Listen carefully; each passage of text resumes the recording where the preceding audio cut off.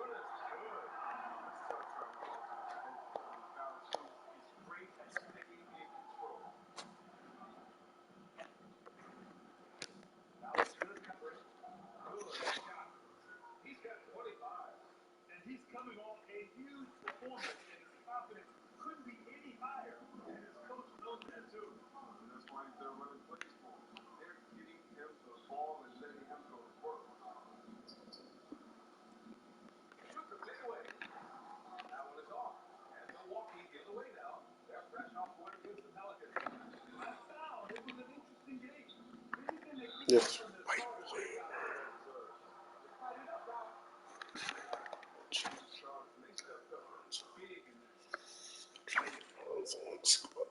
Lonzo will be sick on this team.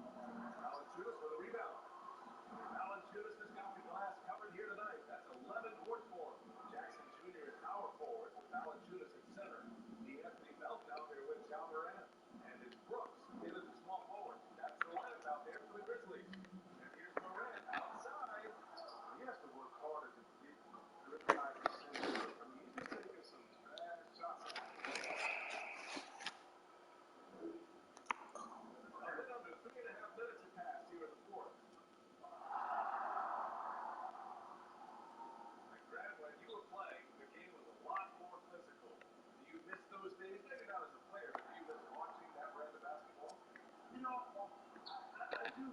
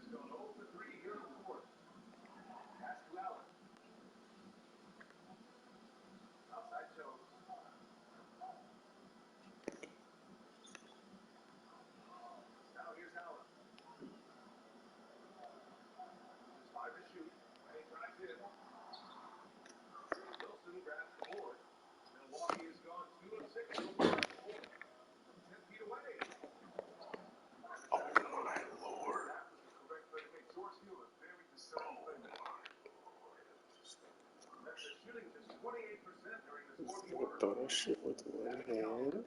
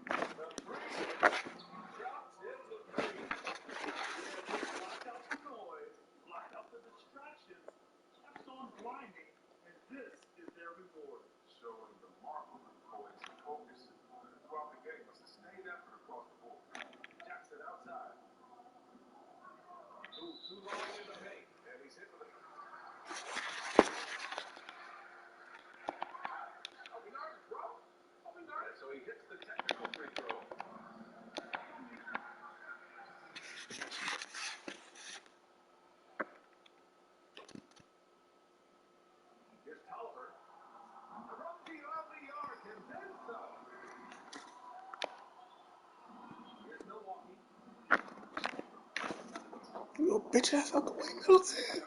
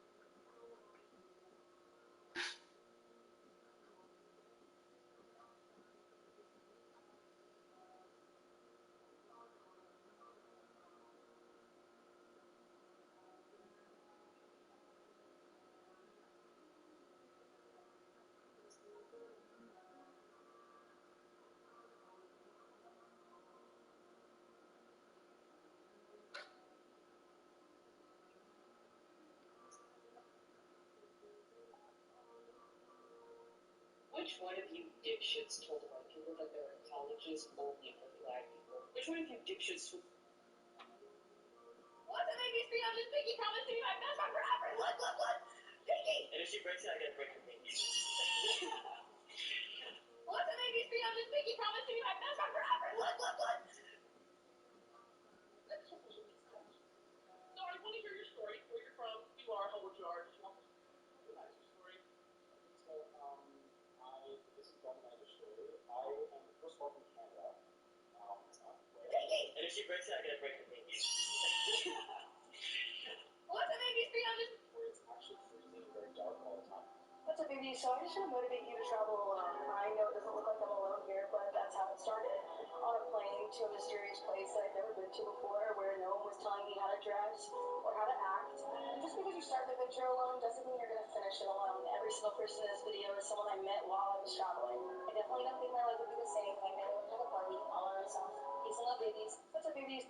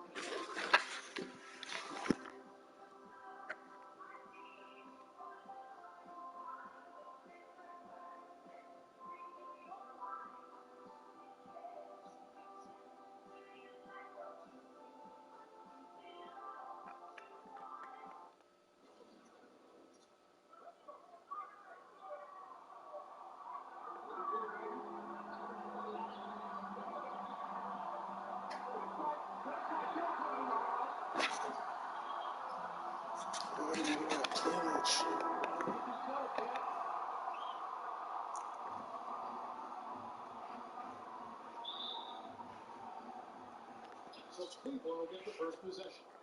Greg, the two words you and I don't like the most in this game, load management. Why do we see more of it now than when you played the game? A couple of things. I think sports science has evolved, and I've talked to a ton of coaches about this. The reality is that now they don't determine whether or not a guy's going to play. It's going to be the people that work with the strength and conditioning. They determine if a guy is ready to go. Secondly, I would also say the contract contracts now, investments that teams have in these assets, you want to try to prolong their careers as long as possible. And so I think it's a smart move from an investment standpoint. You bring up some great points. Now, here's Garland. Off the miss from Foster. Back to Sexton. And it goes out of bounds.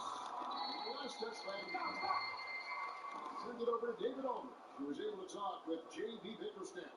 Thanks, Kevin. He told me that doing a good job defending the perimeter would get everything else going. He said, we can get them off their spots and make them do things they're not used to. We'll have a very good chance. See if they can execute that strategy, Kevin. Back to you. Thanks, David. Devising a strategy to take away that three-point shot. And it's the Bucks ball. Here's Foster. Takes the shot from the wing. He just exudes a love of the game, guys. You can see it in everything he does. This guy lives and breathes the game. Now, here's Garland. And he can be counted on to put some points on the board every night. He's averaging right around 13.5 points a game. Here's Foster. And a great assist by Bledsoe as that one goes in. Eric Bledsoe's court vision is probably underrated. What a pretty pass. Sexton the pass to Porter. Now here's Drummond. Here's Love. Bledsoe with the rebound. Well, certainly not the best defensive effort, but this guy can't make them pay for their laziness. Introduction. Special kind of action. And 3 separate knee surgeries in the rear view, but still so fast. His teammates call him Ferrari. The way he goes, a muscle car might be one. Push free to shoot. And it's Foster missing. Cleveland's gone 0-2 from deep mid. Sexton kicks to Drummond. Some nice passing by Cleveland here. Back to Sexton. Porter in the corner. And another miss by Cleveland. Milwaukee in the lead. Just over 2.5 minutes played here so far in the first quarter. Foster dishes Middleton. Nailed from three-point land. And that's why Middleton got that giant extension. He can stretch the floor. They can use a big shot here to get this offense going. Too many.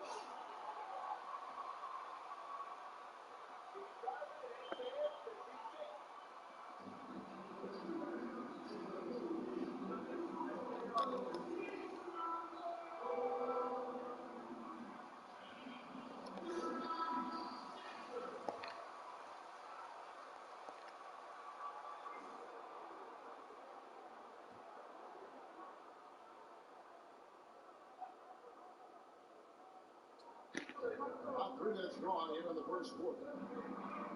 Garland will pass to Porter. Outside, Sexton. The pass to Drummond. Down to 5 on the shot clock. And they get it. Sexton. Rebound, Milwaukee. Keep rolling here, following the win against Memphis. Mental toughness on the road. The arena was rocking, but they just got down to business and never let up. I thought what really stood out was how dominant they were on the offensive end. That was about as flawless as you could hope for. Here's Love. After the made shot from Foster.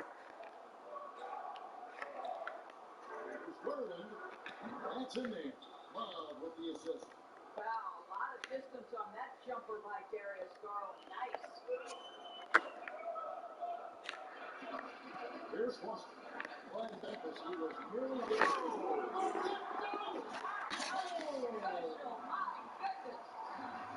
Wow, and that sort of showmanship is just deflating right now to a team trying to get back into a game like this. Ouch, Greg, that is definitely an emphasis jam. A big apostrophe or exclamation point, maybe even question mark. Take for three. That shot was in, and Cleveland will come the other way. Garland with it. His last out, and he had 8 points. Here's Drummond, and that'll be 2 free throws coming up.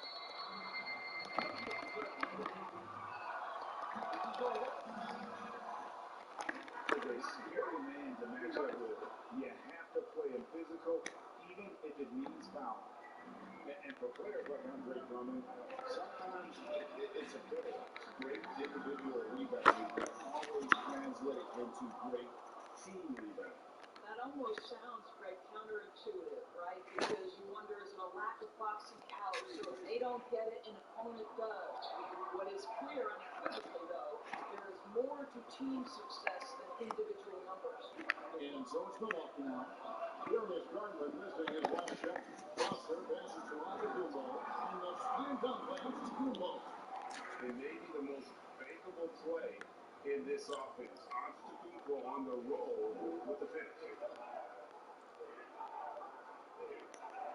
And here is Garland. Outside, Sexton. Hits the three-point bomb. Well, Colin Sexton's assertiveness right there with the rise and fire, exactly what his team wants from him.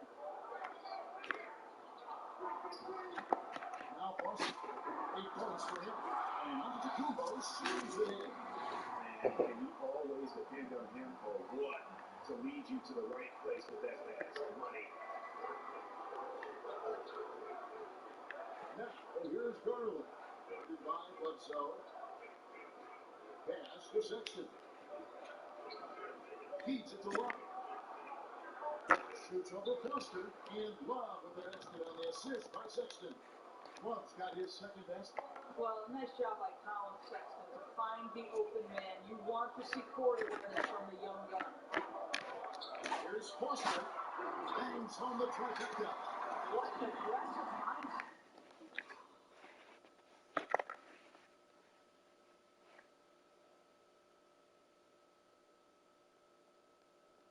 In this period, he's starting to take over. The Cavaliers trail by 6. Garland the pass to Porter.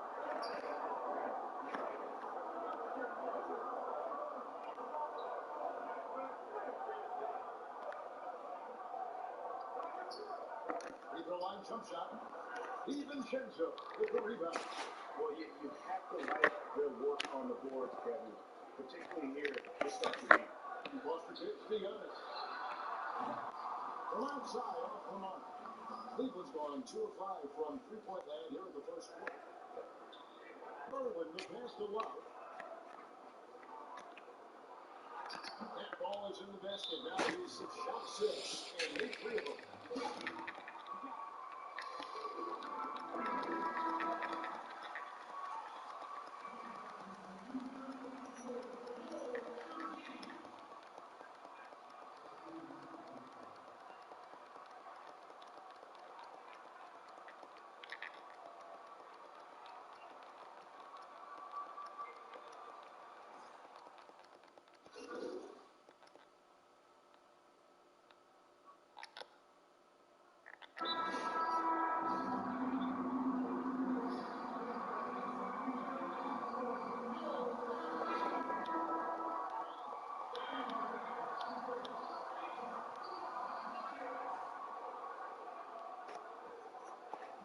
Here's Foster.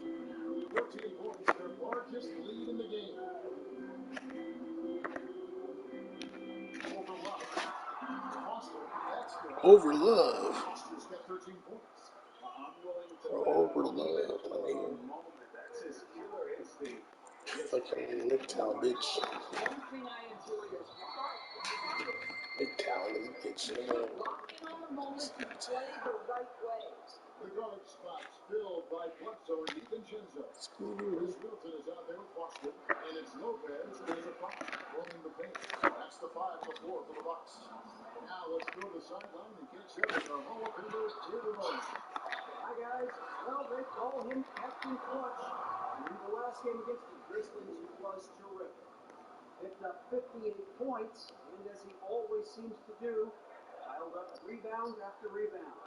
His numbers were off the charts. He was unguardable, and he knew it. And he took advantage of it. Kevin, back to you. Thanks for the report, DA. Great, phenomenal effort by him in that last game. He willed the team to victory through his talent and through that competitiveness. Let's give credit to his teammates for continuing to Let's fucking get it. Let's fucking get it. Every dunk brings down the house. Oh, cops, man. Game. That's a W in your backyard. Yes, but you can't get on that highlight reel in your backyard. This is part of the reason we watch. For players in moments like this, my goodness gracious, how great is that? Thrown by DiVincenzo. Here's Foster. It's Foster finishing it off. If you don't take care of the ball, fellas, that's what can happen. Absolutely great. That makes the turnover even more painful. At the end of the day, though, it's 2 points. Don't hang your heads. Let's get refocused and play with more patience. And they'll pitch to Garland. The Cavaliers again can't hit. And they've only got a slight edge on the boards, but it just feels a lot bigger. Here's Foster. 3 off the mark. The Cavaliers trail by 19. Here's Osman. He forms his last outing. No good on that one. Great tee that time for Middleton. It's 3-on-3 on the fast break. Foster against Bell. And it's Foster finishing it off. And when the score is as lopsided as it is, and you can see they smell blood in the water, top man is going for the jugular. Here's Love. Shooting clock.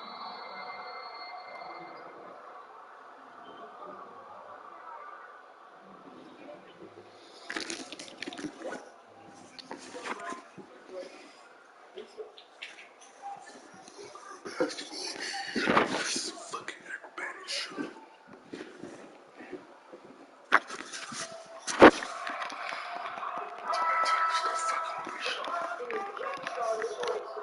Just two incredible guys at what they do. Well, you think about the last few years and the evolution of Kevin Love. He's now become an elite stretch four, and he's got the green light on a nightly basis to shoot from distance. Great. Collins sets the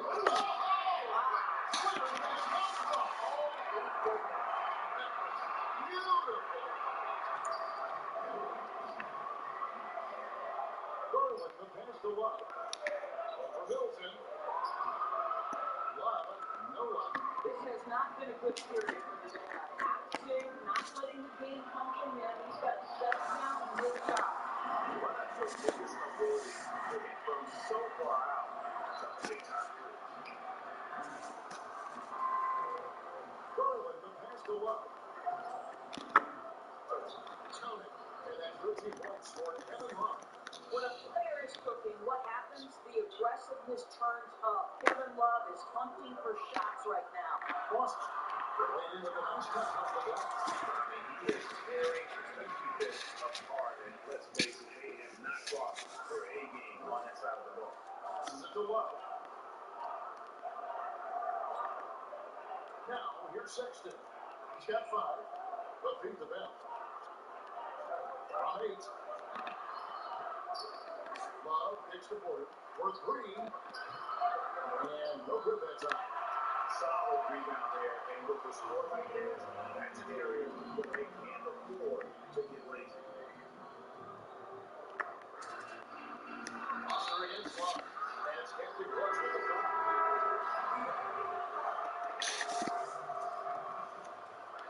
The way to get your minutes per game up. Matthews, he's checked in for Milwaukee. Hill comes in for DiVincenzo. The switcher also for Cleveland. Zizic has checked in. And it's empty clutch with the foul. His 3rd foul so far. Brook Lopez is checked in for the Bucks. Andre Drummond's checked in for the Cavaliers. Here's Zizic. Still looking for his first bucket in this one. Garland with it. Trying to shoot. That's to Sexton.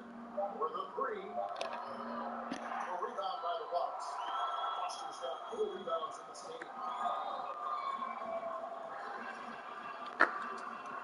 Offense running left the point here in the second quarter.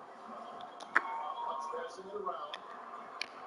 Myers for 3. No good on that one. And the great shooters know when they've got enough opening to go for the 3. I didn't think it was a bad choice on that possession. And he gets it. Nobody hit the foul.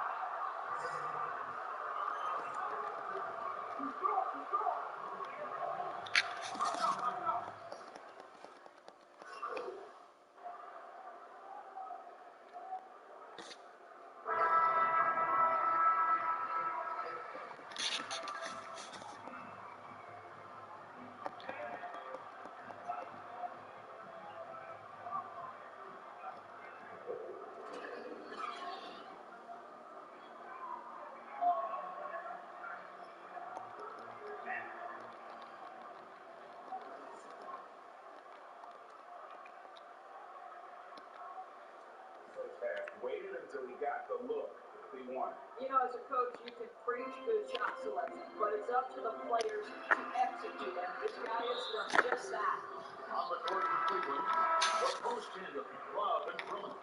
Colin Sexton is out there with Exum, and it's Porter with the free spot. Love against Foster, and it's out of bounds. The Bucks able to retain possession. So passes to Foster.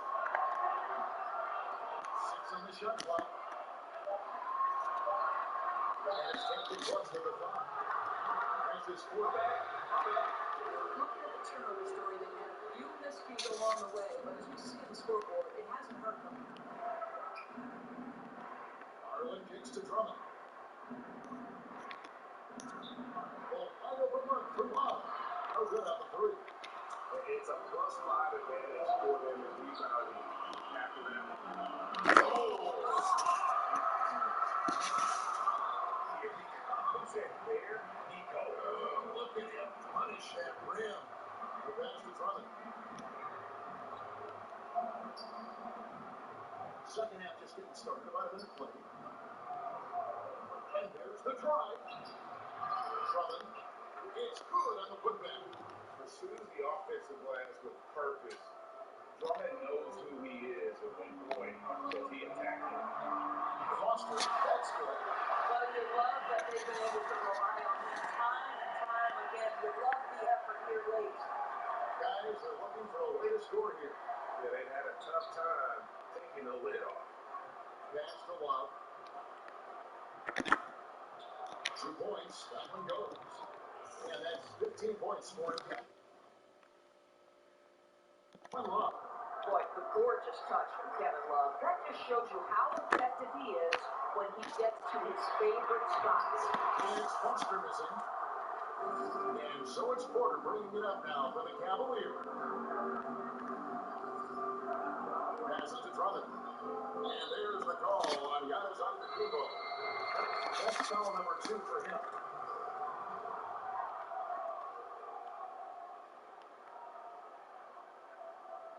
Into the third we go. 2 minutes in now. On the wing, Porter. Garland. I'll tell you, no matter what he does, he can't find his rhythm, and you get the sense he's starting to press a little bit. They are just killing on the interior. Now Foster. He has 31. And it's Kevin Love with the foul. That is his first. Yeah, clearly he had an established position there. Giannis kicks it to Foster. Over Love. Shot the lights out in that first half, but seems to have lost some of his momentum after the break. Garland, the pass to Drummond. Greg, you were drafted 12th overall by the New York Knicks and then 2nd overall by the Grizzlies in the expansion year. So you had a very unique view of being in that position in 2 different cities. Yeah, I mean, very different cities, but really each beautiful in its own way. The New York draft, obviously coming out of college, that was like a dream come true to go and play for Pat Riley. And then the opportunity to go and be a part of a brand new team in a new country, if you will, was also a really cool experience as well. I hope we can take a petition started by you and me to get the NBA Executive Group on this. And Seattle, right? Let's get back Oh, to and both those Seattle. cities. Yeah. Let's go down to the sideline and catch up with David on the Yeah, you guys, that's a sight we've become far too accustomed to see. People throwing it down is just another day at the office. This is the Darling. Outside Porter to the paint. 5 on the clock. Here's Love. Drummond trying to get himself free. The baseline jumper goes down. Love's got that.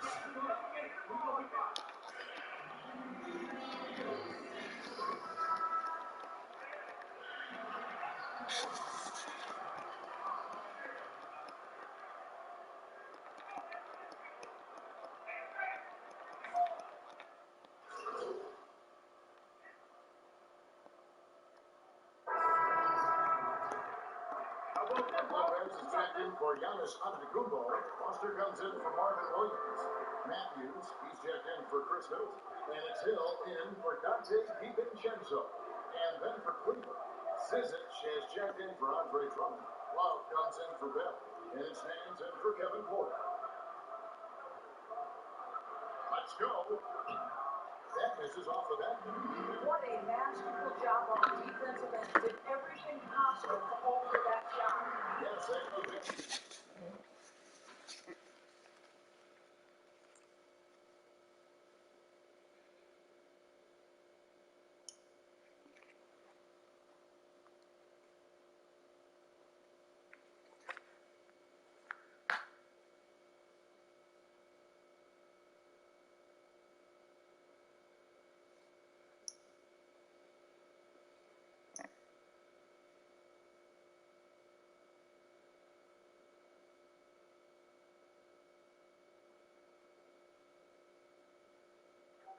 Are you on Tinder right now? Questions I have for US citizens, Part 3. Can someone please explain to me what a block is? Like, you hear people say, oh, it's 3 blocks away, it's 2 blocks away, it's on the other block, or it's a different block. I don't know how you say it, but anyway, what is a block? Is it like a street or a road? What is it? Questions I have for US citizens, Part 3. Can someone please explain to me what a block is? Like, you hear people say, oh, it's 3 blocks away, it's 2 blocks away, it's on the other block, or it's a different block. I don't know how you say it, but anyway, what is a block? Is it like a street or a road?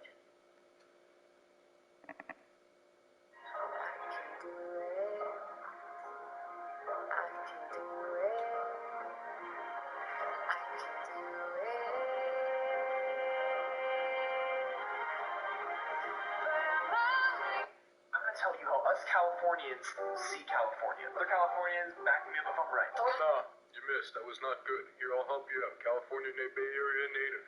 Born and raised. But extensive. Peep it. I actually put San Jose in the Bay. This is the Bay Area. All 9 counties. Then you got Central Coast, everyone from Santa Cruz to Santa Barbara, Los Angeles, and I threw in Lancaster, San Bernardino, whatever. I put San Diego, Chula Vista, Calexico, shit like that. Then you got this part where like Baker is. Nobody lives here. Mono County, I think. Then you got like the lower Central Valley, everywhere from like Bakersfield to Hatchapee to fucking like Madera. Then you got the Middle Valley from like Merced, Sacramento, Yuba City. Then you got this weird part with like Tahoe and Redding and Red Bluff and Oroville, you know, country. Then you got the North Coast I put everywhere from like Wairika, Eureka, I'm gonna be like an apple tree. I'm gonna let all my branches run free. I'm gonna reach way up to the sun and open my arms for everyone. And like an apple is sweet, I'm gonna be so sweet. And like an apple shines in the sun. Joy is a gift. This is the...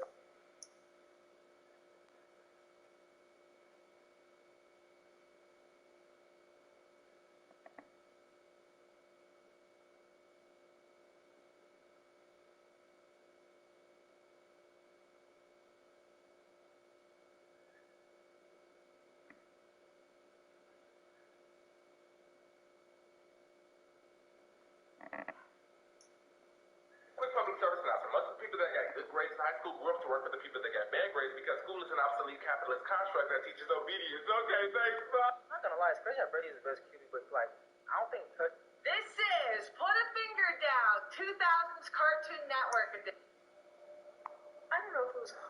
about to break, but honey, I'm like 5'9", built like a whole Coca-Cola bottle. Sorry, not me. Why did everyone look so old in the 80s and 90s? Clyde Drexler was 27 in this photo. 27? What the fuck? Why did everyone look so old in the 80s and 90s? Clyde Drexler was 27 in this photo. 27? What the fuck?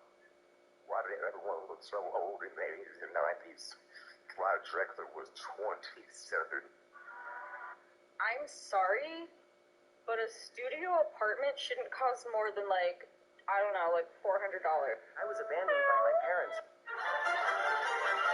Good morning, USA. I got a feeling that it's gonna be a wonderful day. The sun in the sky has a smile on his face, and he's shining a salute to the American race. Oh boy, it's well to say, good morning, USA.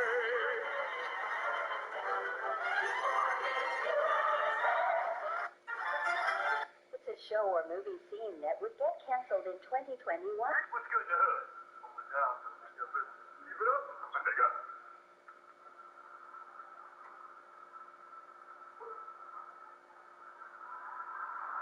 It's a show or movie scene that would...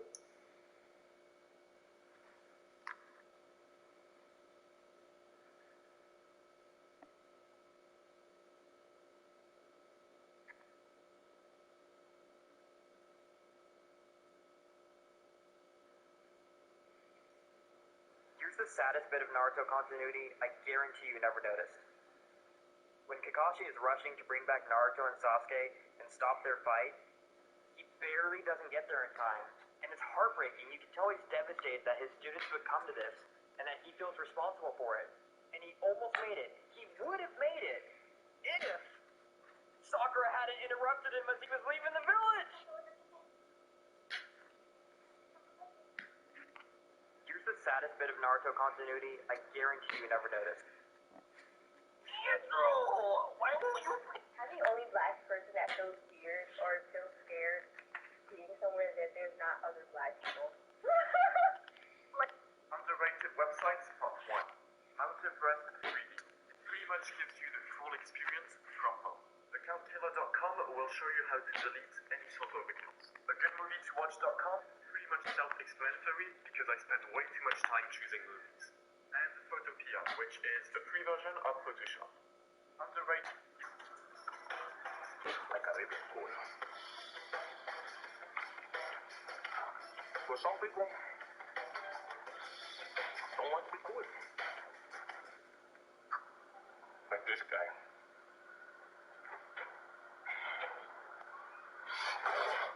And I spit in the face of people who don't want to be cool. Viejo desgraciado. Cool.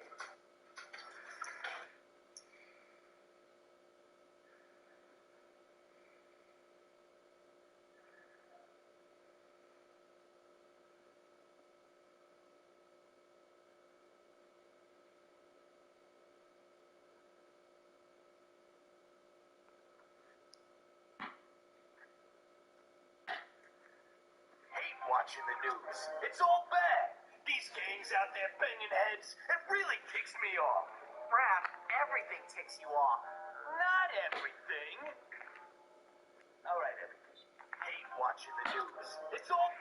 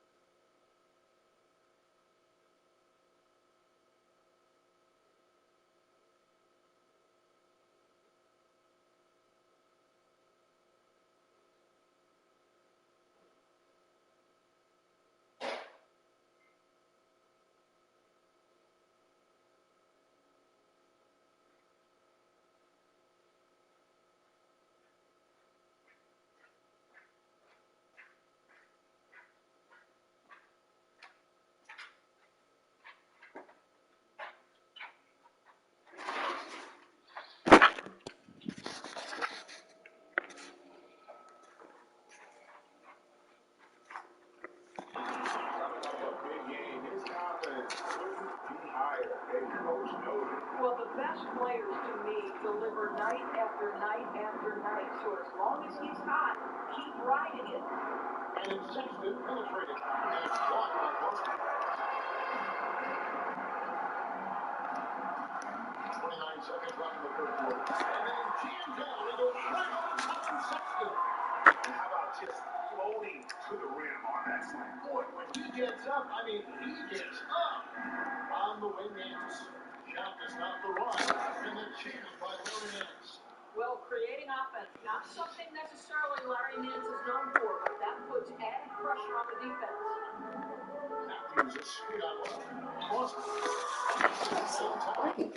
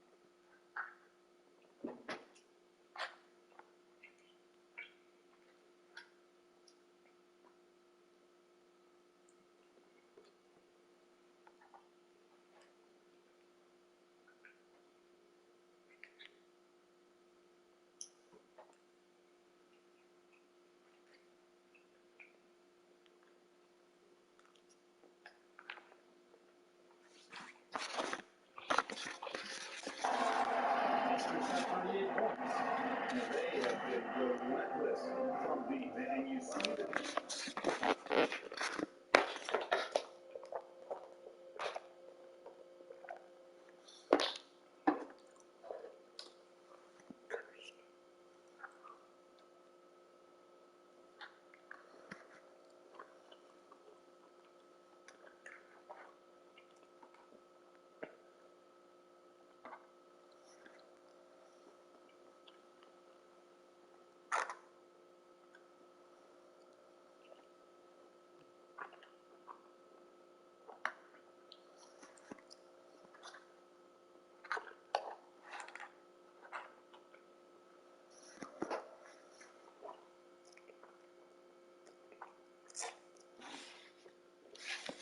Trying to react, but to no avail.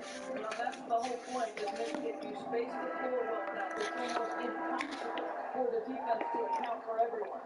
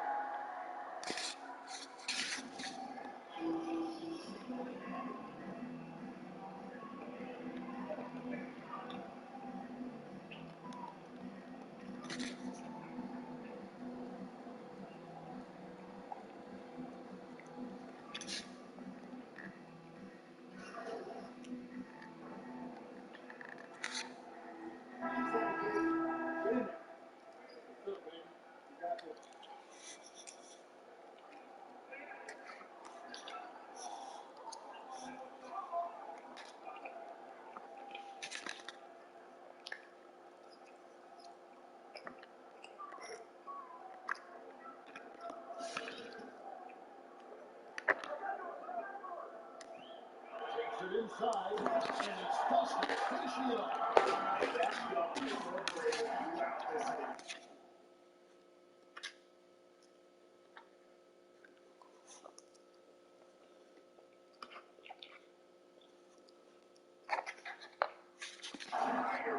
It turned it up high and down hard on the windmill punt. The challenge punt work there is Giannis and Middleton. The guard spots filled by Bledsoe and DiVincenzo, and it's Foster in at the 5 spot. That's the group for Milwaukee right now. Feeds it to Love. And it's Foster with the rebound.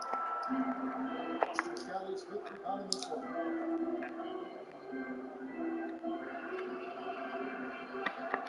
Inside. Oh, Kubo hammers it in. Inflicting some punch with the 2-hand shot. They're going for the throat.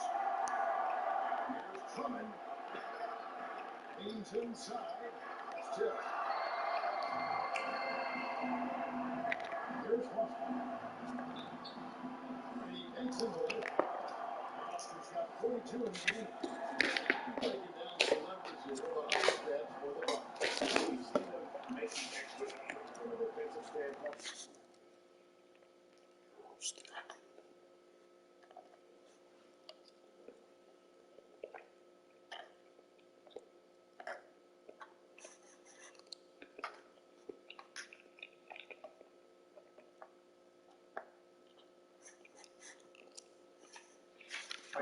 Closing out airspace and sending shots back. They've gotten out on the break over and over tonight as well. A lot of baskets coming in transition. And foul on the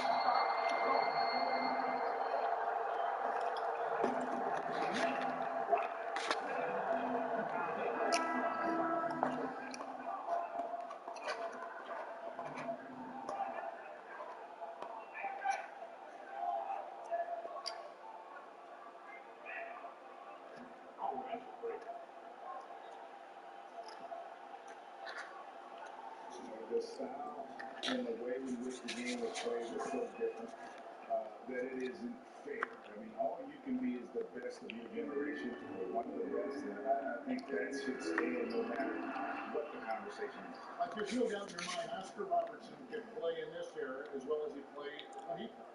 No doubt. Bill Russell.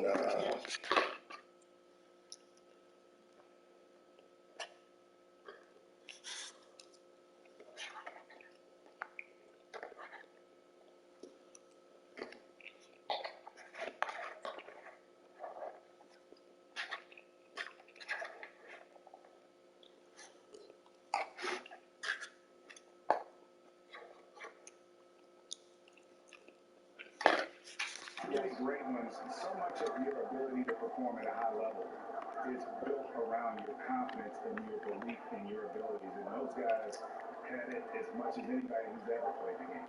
Pocket 2.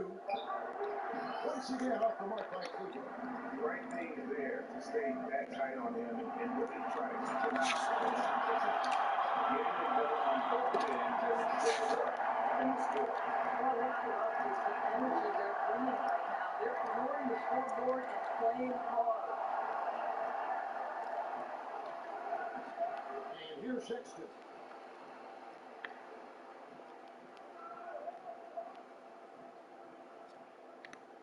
Here's Zizic. Here's Love.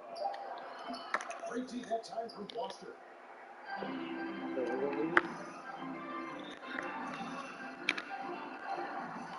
There's the drive, and he hits the ball. Foster's got 46 points. And not hard to see why they're giving up post on this run. This is really good looks from in close. To the inside. Love, and it's blocked by Foster.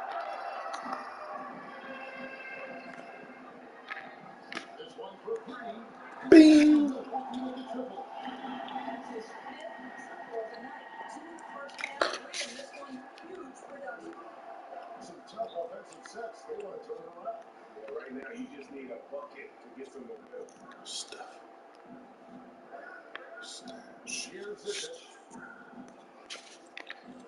On the dunk contest with some Mamba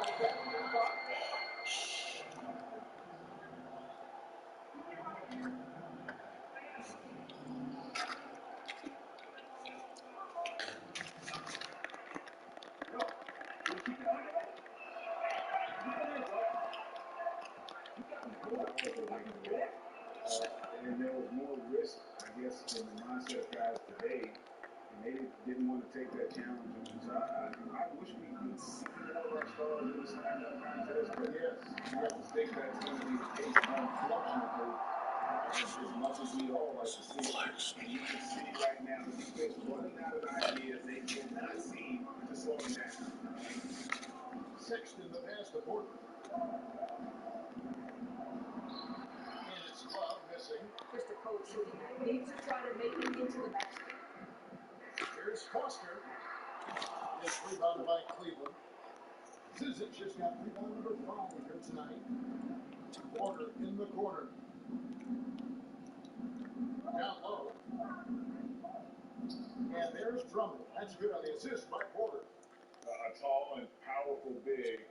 Drummond has that natural ability to finish inside. Foster against Love. Bledsoe is straight on Love. Finding the lane. The dunk is a foul. Over again.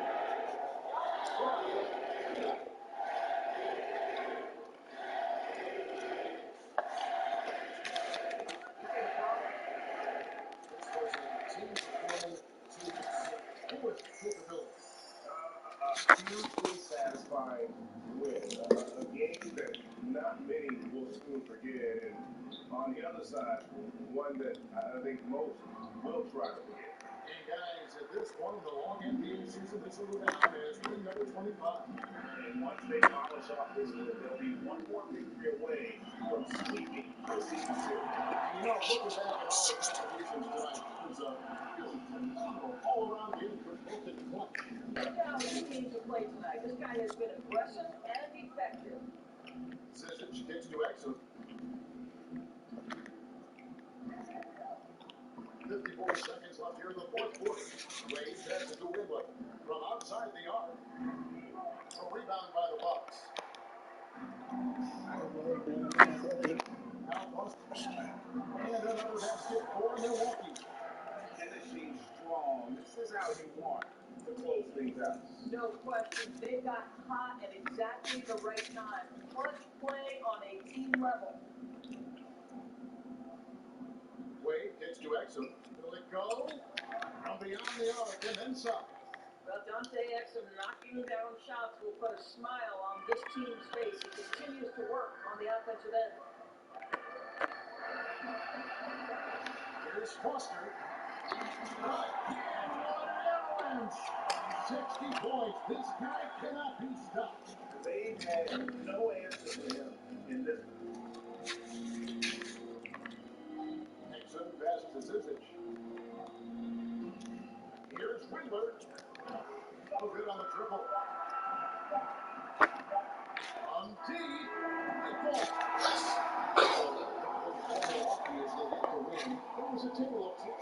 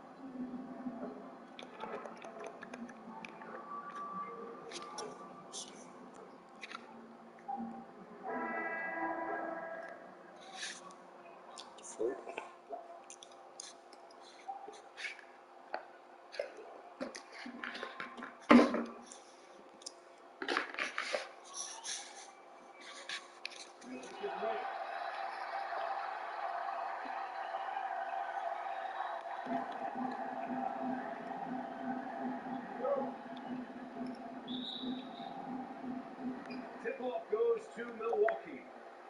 We know it's never easy to play on the road. How tough is it, especially when you're on those lengthy road trips? NBA road games are tough, but lengthy road trips are even tougher. Now, sometimes they can be fun because as a team, you really bond together on those long road trips.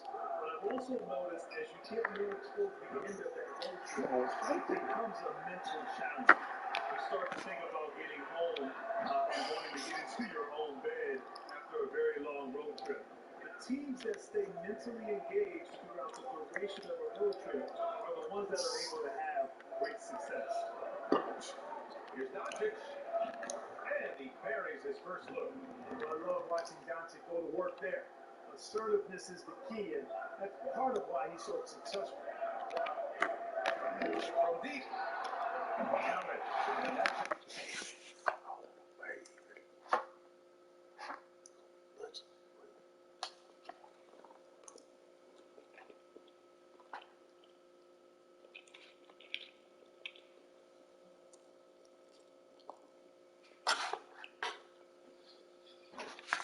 gets into the books. He's 1 for 3. You don't want to let him get into a rhythm from out there. And just over a minute played here to start the game. That's a shot he'd like that. He's usually going to make those. Let's it fly. And so far this week, 2 for 4. Starting to find his rhythm. He's cooking, and he knows it. And you know what? They're going to keep using him. I mean, he'll be the centerpiece of their offense today. You can bank on that. Fires it from 18. The nice shot, no good. The Bucks have gone 2 of 4 so far. Here's the 3. And the Bucks hit again from deep. So far, he's been dominant this period, making the most of his opportunity. The Mavericks have gone 1 of 4 to start. Things just don't seem to be clicking for them offensively. Yeah, they really need to find a way to get back on track. Let it go. Tipped. And out of bounds. The Bucks will take it.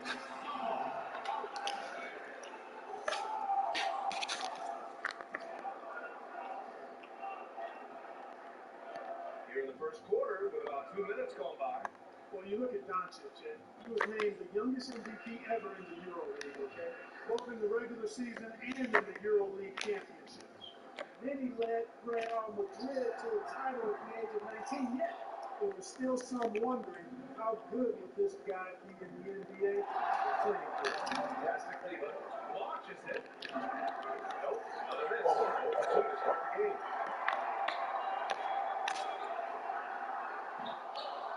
That shot is off. So the Mavericks will take it the other way. Clark, one analyst called Doncic maybe the most accomplished European teenager ever to come into the draft. BA, I mean, I tell you, that's a pretty lofty hyperbole, but the most important thing about him is that he seemed to always deliver in the biggest moments. Doncic, good. Boy, that's a recipe for disaster, fellas. Allowing Doncic to get comfortable in this area, forget about it. From the arc. It's from range. He's got 11. But he's really been on the roll this year. Seems like everything he throws up is finding him. That's Durant. Just under 3.5 minutes elapsed here in the first quarter.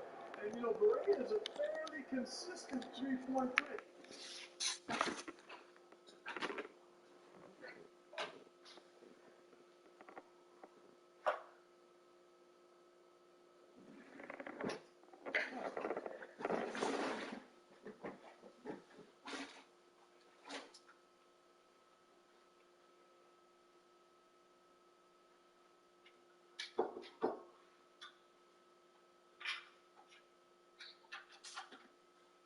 Bluetooth mode.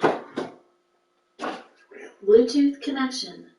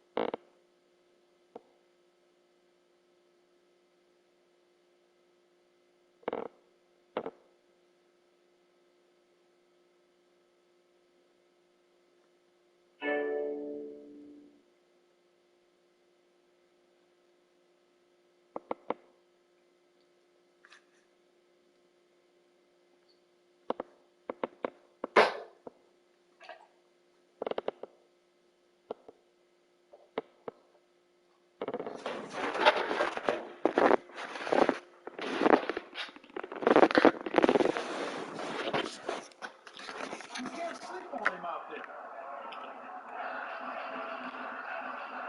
He's checked by Cleveland. From behind the arc. Bledsoe outside. No good with the triple. The Mavericks trailing. Outside, Finney Smith. Pass to Berea. Puts up a three. He can't get that one to fall. Milwaukee will come the other way. This game coming on the heels of their win versus the Cavaliers. It was a lockdown effort Bing. contesting shots and really protecting the paint area. Well, I tell you what, I think you got to really appreciate the grit, getting dirty, staying engaged. That's really what defense is all about.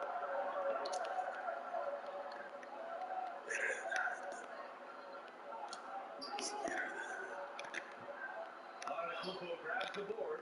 Well, I cannot believe he didn't capitalize there. And neither can Oh my God. pass to Middleton. That's what. Oh man. And he can't Oh extend the man. lead to double digits. Dallas has gone only 1 of 4 from three-point land. Oh my. Doncic against DiVincenzo. Curry, he's checked in for Berea. Milwaukee in the lead. Outside. He's checked by Cleveland.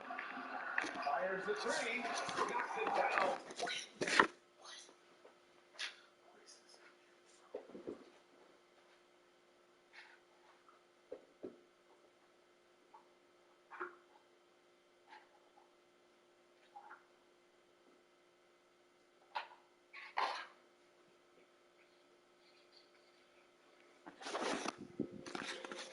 From distance.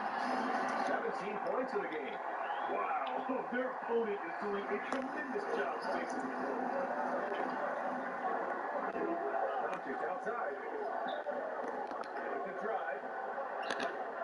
Shot that time, not on target. The Bucks go the other way with it. He's certainly been cold this quarter, guys, but trying to shoot his way back into a groove. Well, what a quarter for him. I mean, he's found his rhythm, and he's really riding that wave right now. And the Mavericks call time here. This, of course, they're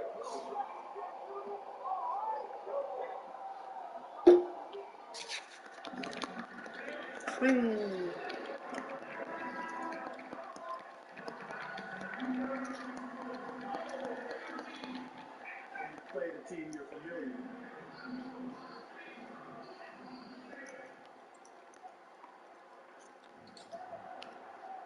Curry finds Hardaway.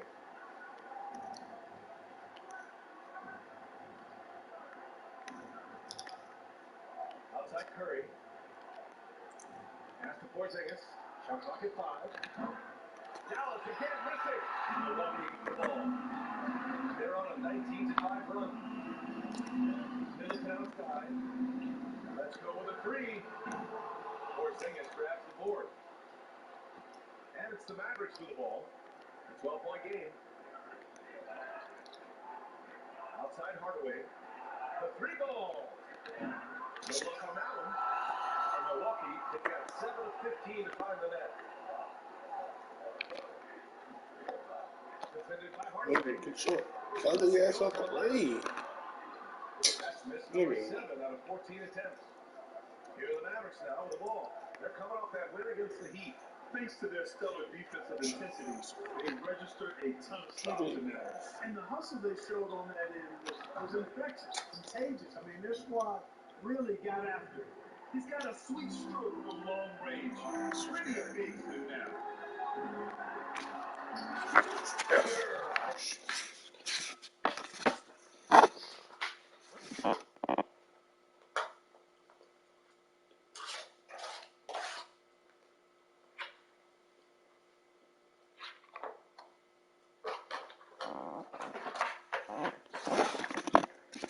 Three-point range.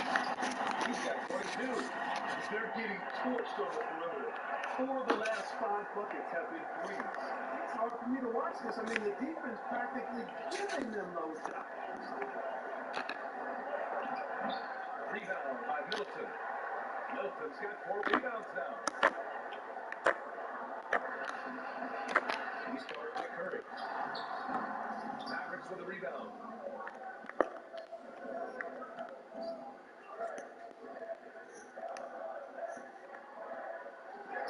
Banked it in off the glass. He's becoming more comfortable in tight. Seth Curry is good at picking his spots from this area. Fires for 3. In the bucket again from deep. Backing up that last 3 with another 3. The defense has to stop giving him so many clean looks.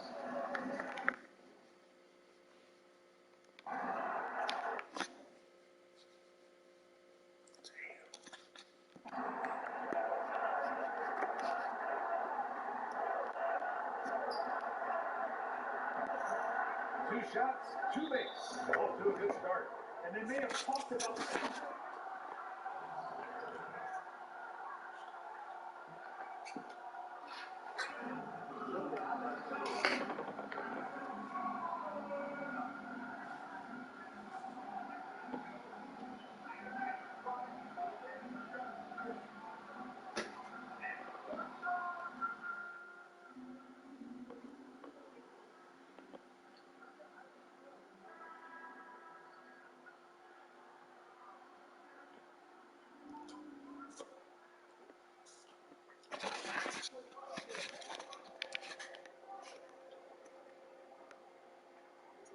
Well, you know what else is important?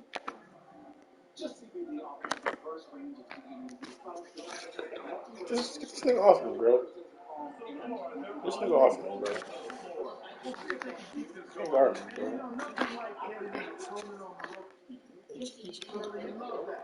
If you're on that side of the scoreboard, they are landing some haymakers at the moment. Check by Hill. Trying to make it in, but it misses. And Milwaukee shooting a solid 50% of the opening quarter. Out to the right wing. The 3. Three-point land. 30 points in the game. Boy, I like their energy coming in. Terrific. Welcome to Yield. Sign up today at yieldstreet.com. Welcome to This Is Important, a production of iHeartRadio, the show where we only talk about what's obviously most crucially important. Today on This Is Important... When's the last time you saw a fucking owl, you prick? The shrimp tacos must be an aphrodisiac, because I want to fuck everything. Where is a vagina located on a chicken? We're wearing kilts. Steve doesn't have anything on underneath. Let's go. Yeah, guys, and we're in it, baby. Okay. Here we are. What's up? Hello! To kick us off, thank you. You're welcome, guys. I'm so happy to see you. Love my friend. Guys, we should all take a group vacation together. I'm dead serious about this. I was just in Mexico. Chloe and I were looking for wedding venues because our wedding venue here in California just up and canceled all events for 2021. So that's sick butthole. And so we go down to Mexico. Nobody's there. It's a fucking empty resort.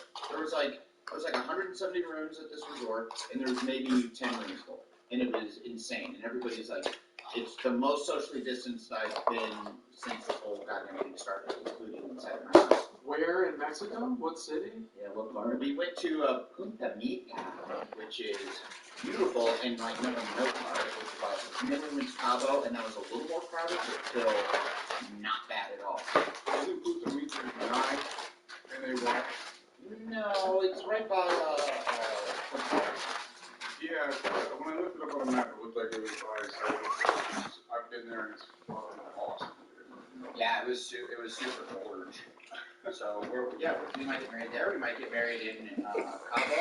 We don't know, but I was like the whole time I'm there, I'm like, why is anyone in LA? Just fucking escape from LA. Right. Great movie. Get away. Like the rest of the world, you can be away from people. Oh yeah. And you can be in paradise. Financially, some people can't. Some people are just here. I think so. I think a lot of people are working essential jobs. Yeah, but a lot of people are working just off their computer. You can do that anywhere, dude. Yep. Thank you. Yep. Find your beach. Digital nomads. The last vacation I went to was Ibiza right before they locked us down in America, and it was like We're locking ourselves down, Kyle. It's not they. We're all in this together. Not Kyle. Kyle's out and about. I love it. The verbiage. We're getting into it. Let's get into verbiage. Yeah, no, I agree with you. My point was that it was cheap as fuck. So it was the best. I know, that's what was cool about Punta Mita. It was like, I had a nice resort, right? Like, it's a nice, quality resort. Yeah, and beers were $4 American. Yeah. Hello. Like, from the resort bar. $4. Yeah, $4. I'm like, this is a fucking steal at a resort. Yeah, that's at a resort. Yeah. If you go outside the resort and do the Airbnb thing or that thing, it's free, dude. They pay you to get drunk. It's pesos, baby. They pay you to get drunk. Could you give me another drink? That was me for sure. I want to say that the Four Seasons Maui, like at the beginning of the pandemic, they were like, you can come here for a month and it would cost the same as it would do for a week. Which is like, a week is expensive, obviously, but like if you stretch that over a month, fucking Four Seasons. Yeah. What's up with Hawaii? Can we go over there now? Or? Hawaii? It's green line. Yeah, but they're not fucking around. We gotta stay pretty much around. Is it one of those quarantine situations where you have to stay in a hotel for like 14 days before you can even go out? I believe so. That's what I'm doing up in Canada right now. My parents went dating after 14 days. Oh, really? Yeah, I think they're spreading some false information. That podcasts are going to fucking flag us. I love the educated. Flag me, bitch. I got a friend who just moved there, and she said she had to lock it down. Yeah, that's what I thought. I thought it was safe. But maybe she was talking about like a dude. She locked down a dude. Oh, it was a love lockdown situation? Yeah, I had to lock it down. Like I went there, I had to lock it down for a couple of weeks. Adam, I would love to go on a friendship vacation. Honestly, Mexico is kind of my retirement plan. I'm trying to be a Mexican. I told Chloe on more than one occasion how much I think Blake would love Mexico. Oh, yeah. Specifically Punta Mita, because it didn't feel, Cabo just felt like Southern California. Right. I was like, oh, this is like Newport Beach South. It's a vibe. It turns out, and Nueve Porto. Sure, which was very nice, but Punta Mita felt like I'm like, oh, this is cool. So chill. Yeah, it's not nine, it's Nayarit is where it is. Nayarit to Nayarit. That's where it is. All of those words you just said sound real to me, and I 100% agree. It's the best. Roll off your tongue and you are speaking my language. Get there. Yeah, get your phone down there, man. It's so sick. As long as they understand margarita. I might not come back, brother. I'm just saying. I didn't want to. When I went down there, I was down there for 3 weeks, and it was like, I had my wife, my kid down there, and it was like, nah, man, I'm on the internet, I'm doing fine, I'm doing no ton cuts, like, I don't need to go anywhere. Yeah. Did you eat shrimp for every meal? Was it just shrimp? Well, I made the mistake when I went down there, and then it was like this awesome, like, taco stand on the beach.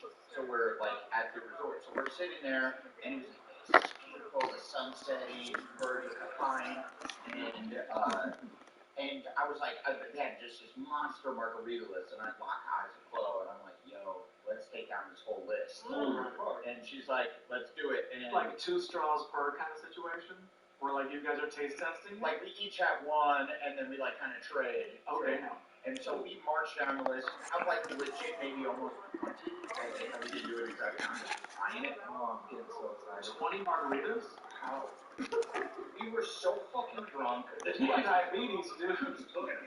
Like ruined the next day. Like the next day, I was like, oh, this is the most hungover I've been. My head was just like, when Kyle said a few podcasts ago, like why he quit drinking is because the hangovers were so bad he wanted to take like an ice pick to his skull or whatever he said. Yeah, man. Today, I wanted to drill that shit. I've never experienced that. Normally, I can shake off a hangover within a couple hours. It was like a day and a half. Oh, bro's catching up. Yeah. Catching up. That's my guy. Yeah, the age is starting. Give me a hell yeah. Hell yeah. You're one of my best drinking friends, to be honest. You are great.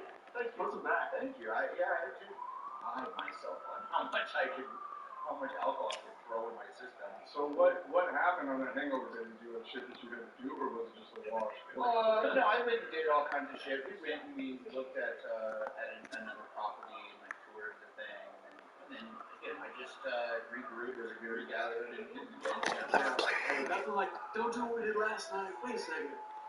Well, it was the only. I was like, well, I don't know. I did a workout the next day to try to shake it off. There we go. I puked in a bush.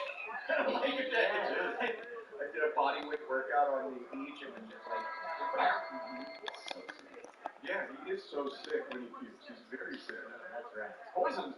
Yeah, he's in fact poisoned. And then I was like, you know what? I need to. Maybe if I have another drink, will make me feel good. Yep. And Kobe's like, that's an insane thing to say. Like, and then of course I had one drink.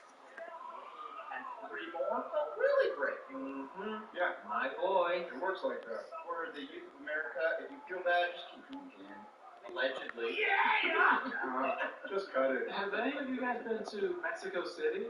I have not. I think I want to do that. I flew into there. We had to, when we went from Quincy to Chicago, there was no direct flight. We had to fly, weirdly, you had to fly all the way to Mexico City and then turn around and fly all the way. And don't go, just from the little window, I was like, this is the smoggiest city I've ever seen in my life. It's worse than flying into LA when it's at its smoggiest. I'm like, oh, this is truly yuck mode. I'm with you. I know that's gross, but I kind of want to see what's up in underneath that smog. You know what I mean? Yeah. Like, I want to go to New York in '77 and see what that was like. Yeah, I hear it's awesome over there in Mexico City. Well, it was gigantic. It was like It's huge. It's like 15 million people, right? Like when you're flying into LA, you can see the outskirts of LA. I mean, it's far, but you're like, oh, this is a giant city. But you can see it. You can see the mountains. You're like, there are those outskirts out there skirting. You can see the mountains, and you're like, it's skirting out there. Starting to skirt. And with Mexico City, I saw no skirts. So no skirts. They're not even like mini skirts? 0 skirts. It's just cash. I haven't spent a lot of time in Mexico. I didn't know how much of it was really a thing. The partial resort from the hotel to the resort was like, you guys want to go to the pharmacy? And I don't, I'm not a pill guy, so I don't even know that that's a thing. So I was like, and Chloe needed like toothpaste. She grabbed toothpaste. I'm like, I guess, yeah, it's on the way. We'll stop. And so he's like, I got you. And he took us there. No toothpaste. And it's just like a wall of drugs. And they hand me a menu. And I was like, are you getting drugs on this trip? Yeah. What did they have to offer you? They had everything, dude. They had Xanax, which I never really fucked with, but I know people love. They have pain pills that I don't fuck with, but like I know people do. And then they had steroids, which I was like real close to.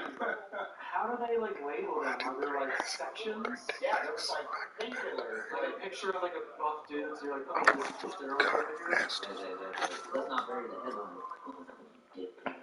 Yeah. Yeah, they had dick pills. They for sure had dick pills. Yeah, they got that. Right. Chloe, go get the car. Yeah.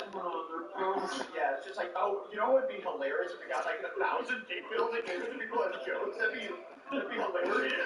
Drink wars. And then I give you guys each like 2 dick pills, like as a joke. Hey, what happened to the other 990 dick pills, Adam? I don't know. Please touch it. It's gonna explode. That'd be a cool wedding, though. Everybody just got boned. I'd be down for that. Dude, when I lived in Orange County, like that was one of the first things I did when I moved down there was go to Mexico strictly for pain pills. Because I loved it. I absolutely fucking loved pain pills, and they sold them for nothing. Yeah. Goddamn nasty motherfucker. Jumping on a trash can when they fill it with. Like I cracked her ribs. We do remember that. Super hurt, and they gave me some big fat fucking pain pills. And then I like forgot to take them. I was just like, you're so fucking tired. It's not that. I just was like, I don't want these in my body. I only like them because I had obviously a lot of injuries in bodies. I only like them for the first few days when the pain is like intolerable. But then after that, I don't like feeling. I'm already a certain amount of dumb, and I feel like pain pills dumb you down even further. I'm like, I'm not trying to go to like through ignoramus levels. I like to keep my level of dumb. I dug them so much. I mean, and I still really dig them, but so much that I don't take them Because what? What's the like? What is it answer? What's it ticker? I just love the way it makes you feel. Like you just get stuck on the couch, you feel like kind of like vibro, like a little like draggy and like strange and shit. And it's like, I don't know, I just dig it. Like when I was in high school, I broke my arm and I never took the pain pills when I needed them. I saved them for after I was healed so that I could get the full feeling of the pain pill. Because I just love them. I dug the way it made me feel. You just started breaking your arms. I was just taking hammers to his shins. That's what I broke them a few times in high school when they saved them. They would always get reloaded and stuff like that. And then my girlfriend had back issues, so she had a whole bunch of like silver coating and shit, and she would hook them up. You started kicking her in the back. You would specifically only date women who were previously injured and had pain. Well, she hooked it up. Yeah, Kyle would cruise the nurse's office, being like, "Has anyone recently hurt themselves? You're looking real pretty today." Let me carry you up those steps. Those crutches are great. So the main headline is it made you feel vibro. Yeah. It made me feel vibro. Like I really dug it. Yeah. And we are quoting you as saying it makes pain pills make me feel vibro. Yeah. We gotta get some merch, some like wraps, some like ace bandages that just say vibro. I went on a fucking family cruise to Mazatlan, Puerto Vallarta, and Cabo, and I bought fucking pain pills there too. And I put them in my jacket. I got a big old bag. I got them for nothing. Put them in my jacket pocket. And as I was walking back onto the boat with my family, they patted down my pocket, and I was like, oh fuck. Your family did? No, the guys that were like making sure you didn't bring anything in. Oh, cruise control? And they found this bag of pain pills. So what did they do? And they took it. They just took it. They took it from me, and they took my name, and I did that shit on the slide. Like nobody in my family saw this happen, and so I'm like, okay. Kyle, that episode did not get my favorite part. I knew you were too vibro on that trip, dude. Son, I need to talk to you. I was bummed because I was like, I couldn't get vibro. And then at the end of the trip, we were all waiting to board the ship or whatever it is, and they called my name over the intercom. They're like, Kyle Newich had come to customs. Oh, did you win something? And I was like, and my whole family, my grandpa, they're like, what's going on? I'm like, Mom, come with me. Because I knew I was about to get fucked. And so on the way over there, I talked to my mom. I was like, look, I smuggled some pain pills back in. I have some pills that I thought were going to get my pecker hard. Yeah, she said, sweetheart, I know, at dinner last night you were way too vibro. Right. No, she was cool, man. She honestly vouched for me and got me off the hook, and I just wasn't. What did she? Why were you needing oh, he needs pain pills? This guy's. No, we came up because I was dating a girl that needed pain pills at the time, and so we came up with a plan that was like, look, I'm gonna say that I got this from my girlfriend, and my mom actually might have not even known, but I might have been lying to her, saying that I got this from my girlfriend. Can you please help me? I didn't know it was illegal. Kyle, I didn't like the podcast. Is it illegal? I think statute of limitations later is all good. No, I mean you did illegal to go and buy medication down there and come. People do it all the time. I don't think it's illegal, but I think you have to have some kind of proof that you need this drug back into America. You were also 16? I was 17 at the time. Yeah, you were a kid, so. That's amazing. Right. I was like, the list was fucking extensive, and Chloe was like, oh, let's get out of here. What are we doing yet? It was like right when we first got to Mexico. Now we're just in this pharmacy instead of on the beach. She's like, let's get out of here. And I'm like, no, I'm reading this list. I was like, you can get true steroids. I was thinking maybe we all bring them back as a kind of a fun thing that we do on the podcast. We all take steroids for a month and see who has the biggest hands in the No, Oh, Sue's got the smallest nuts. Yeah, nuts, shrink the most. We'll all measure our nuts, and then at the end of 1 month of taking steroids, we measure our nuts and see who shrunk the most. We'll post it. We'll have people vote on who has the smallest nuts. What do you mean? Measure them. That's not a good vote. No. I do vote. I do vote. No, we measure, and then we have people vote on the cuteness. Or like, cuteness of the Right, there you go. or we have people guesstimate how many wrinkles we have combined. Is that a real thing? Steroids shrink your balls? Is that real? Yeah. A real thing? Well, that's a real thing. I don't know. I'm going off of like 80s, like Saved by the Bell shit from AC Slater. Yeah. I'm so excited. Yeah. Jesse and her diet pills. Damn, legendary. Yeah, I bet they got some good diet pills too. Dang, I fucking blew it. I should have been lining it up. Yeah, you could have had some shrimp. But guys, I think we found a venue for the wedding. It's gonna be big. Do you want to announce it here and the date and everything? Yeah, address. Yeah, I'd like to tell everybody before I fully tell. Yeah, before you talked it over. Yeah, before we made a goal to set it. Cool. I already said it on the pod. We have to do it. We have to do it. We have to. Yeah. MeUndies is gonna be pissed if Is the wedding gonna be brought to you by MeUndies? Yes, it's sponsored by our sponsors. It's Manscaped. Brought to you by Beast Mode. That's smart. And do you, Adam, take MeUndies? And now the ring presented by Tushy. Because your ass needs to be washed. And now the ring brought to you by Ring. Now, finally, we're getting into it. It's a machine. It's a whole industry now. It is. Someone said, And the cakes? It is. It's expensive. The cakes. And you have to go to the certain people that work with the venue, and they really just hold you over a barrel. Finally, someone taking the wedding industry to task. And the dick pills you have to buy for your entire wedding party? All the dick pills you have to buy for the entire.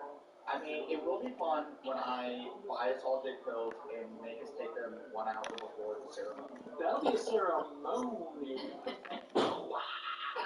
You're only, dude, I'm down. That would be tight, just to fucking, and we're all wearing like kilts, like those super white, those white dude weddings are like, we're wearing kilts, Steve doesn't have anything on underneath. That would be so funny if you like orchestrated the outfits that we had to wear so we couldn't protect our boners and then spiked our fucking spiked us with boner pills. See, now this is a wedding. And we're all standing up there like fucking protect your boners. 20 margaritas. Make sure you lick the salt. Okay. You made us lick the salt. And he made us wear these linen white pants. He made us wear these MeUndies. Yeah, to beach wedding it makes sense. He really wanted us in all wet and everything. Bro, are you hard right now? I'm kind of hard all weekend. Something is made by my God. It's hurt. It won't go down. It hurts. I just want to be flaccid. The shrimp tacos must be an aphrodisiac because I want to fuck everything.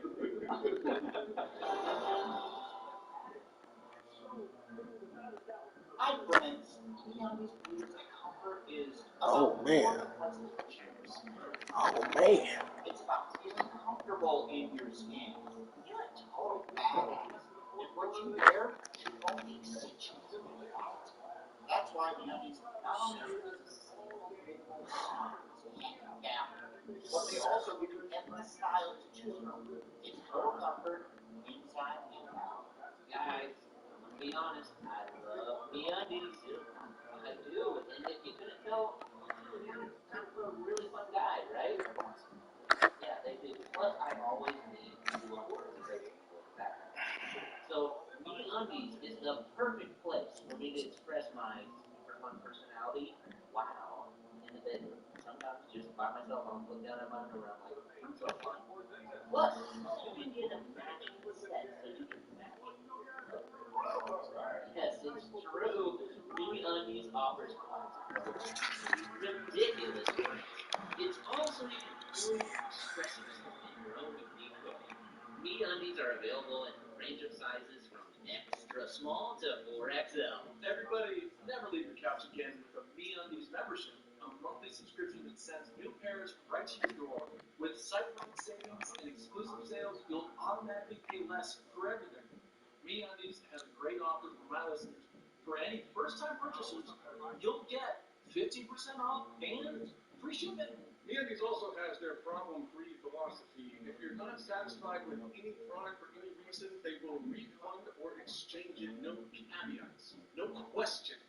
To get your 15% off your first order and free shipping, go to MeUndies.com/important. That's MeUndies.com/important. Hey guys, let's talk about what's really important. Your well-being.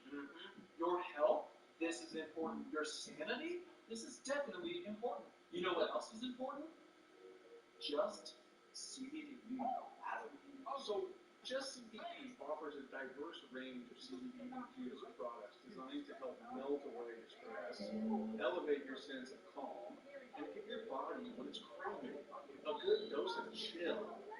For those nights you find yourself stuck doom scrolling or stressed about even the smallest things in life, Just CBD can offer that relaxation that you really need. Just CBD is dedicated to helping you strike a holistic peace through a diverse variety of products. You feel overwhelmed by options? Guys, have no fear. There are plenty of tools to guide you towards exactly what your body needs. Remember when it used to be so easy to wind down as a child at night and wander off into space? Okay, how could you say no to that description? Huh? Now, as an adult, you can get that level of chill back. And get this, guys. Go to justcbdstore.com and use the code IMPORTANT for 25% off. Yes, I said 25% off. Justcbdstore.com, code IMPORTANT. Seriously though, how were the shrimp tacos? Seriously, I want to know. Real good though. Thank you for being serious about that. I'd like to answer that also seriously. Yes. Oh, really good. Was that the number one stunner? Like, was that the go-to? The tacos, there was like a dope taco stand right on the beach. Remember, that was night one. And, yeah, that I was like so dope. There's also some like cool local restaurants that we've been to that, yeah, $50 a day or something. It's very reasonable. And, you're at and yeah, went to a few local restaurants. It was so good. I cannot wait to go back to the Can't wait to be there. You know what? I'm gonna turn it into a vacation. I'm gonna stay for 400 extra days on back. There we go. Oh my God, it's huge. Oh, Good idea. can I join?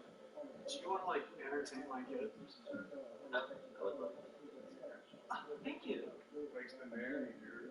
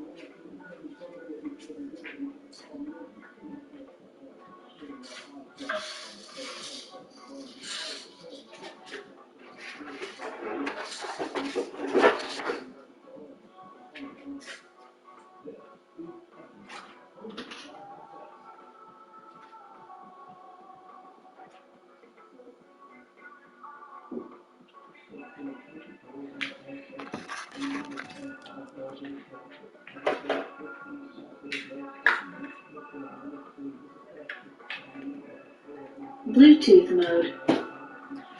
Bluetooth connection.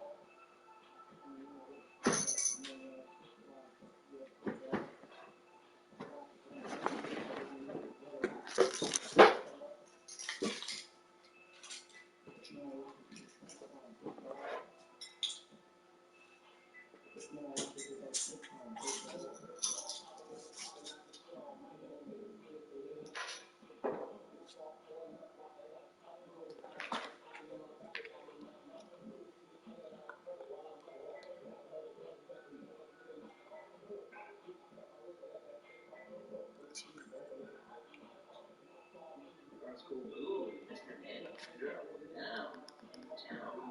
You guys, yesterday I fucking divined it. Oh, you almost killed someone. You almost died yourself. Yeah, did you almost find someone? You almost died? I was on a bike. No, I took like a pre-workout at 4 p.m. when I was doing a little workout, and I fell asleep at 6 a.m.